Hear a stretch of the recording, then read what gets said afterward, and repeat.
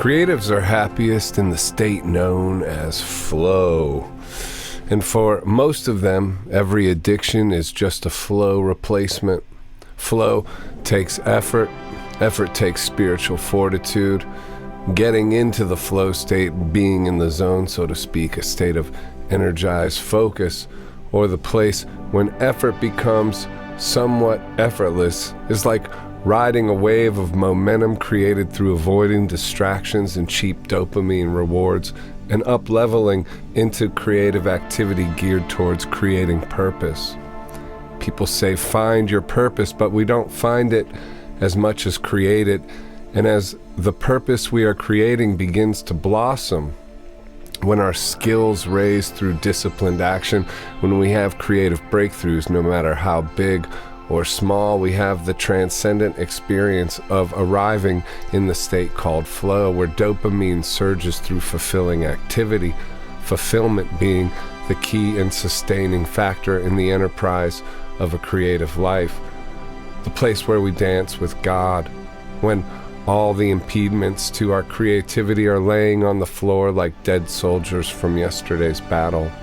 Soldiers of resistance, like the fear of what other people think, are now lifeless and in the corner. Pleasure-seeking cheap hits of release have been replaced by the excitement of bringing something of value into the world, contributing to the collective and being inspired to keep going. Nothing feels better. If you are a writer, the words are flowing on the page. If you are a recording artist, everything you record has that spark of mojo and magic. If you are creating a business, all the pieces of an inspired new plan are coming together. We seem to be dancing on divine puppet strings, our Creator moving us this way and that, dancing gracefully over fear and doubt on strings made of hope and belief, as if we have arrived into something resembling grace. Flow is indeed a state of grace. Flow is artistic euphoria, but also a strange dragon. Those of us who battle to get there can wind up chasing if we aren't careful, because trying to achieve flow is certainly no bad thing, but allowing its absence to halt us might be.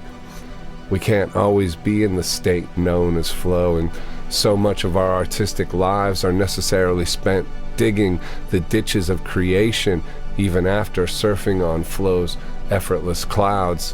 When we are in the state of flow, it is strikingly simple, even obvious, as if to say to you, why was this so hard? It teases you further and says, it should never be difficult again. But this is a tease, because it will be difficult again, and maybe even more difficult than ever, when the days of grit return, where the very state of flow you are now in will become a bully of your memory as you compare yourself to your own former glories, making the state of flow more and more difficult for your future self to attain. If you panic about it, that is, if you don't expect days of grit to return. So this is where we can be smarter. We have to be prepared for the whole gamut, for all of the fluctuations, to know they are coming, and not allow the days of grit to knock us out of or keep us out of the game. Us artistic types tend to be sensitive. A couple days of us feeling less than inspired can wreak emotional havoc on us. But those are the days of grit, and flow are the days of grace. Think of it like grit and grace. When we struggle, we can say to ourselves, oh, so this is a gritty day. A day when it feels hopeless, when the creations drag, when the edits flop, when every attempt falls flat, when the memories of flow state come mocking us with suspicions that we've lost it, if we ever even had it.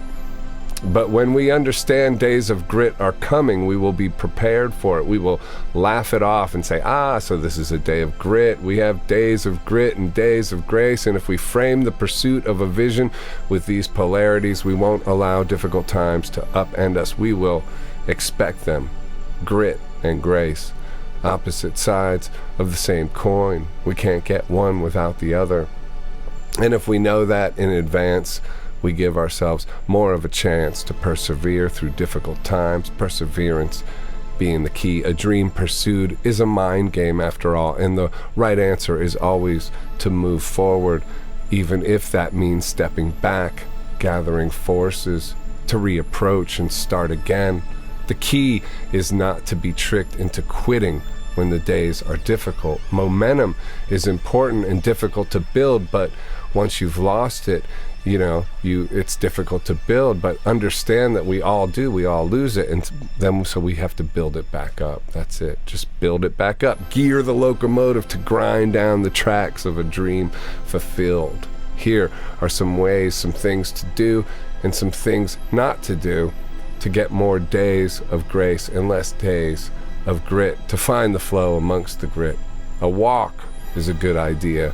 Connecting with nature, just releasing your mind on a long walk. There's nothing better than that. A 3-day water fast is a more extreme avenue of sort of jump starting yourself out of a rut. And breath work, cold plunges, red light therapy, and infrared saunas, both casual and extreme physical jump starts, connecting with spirit.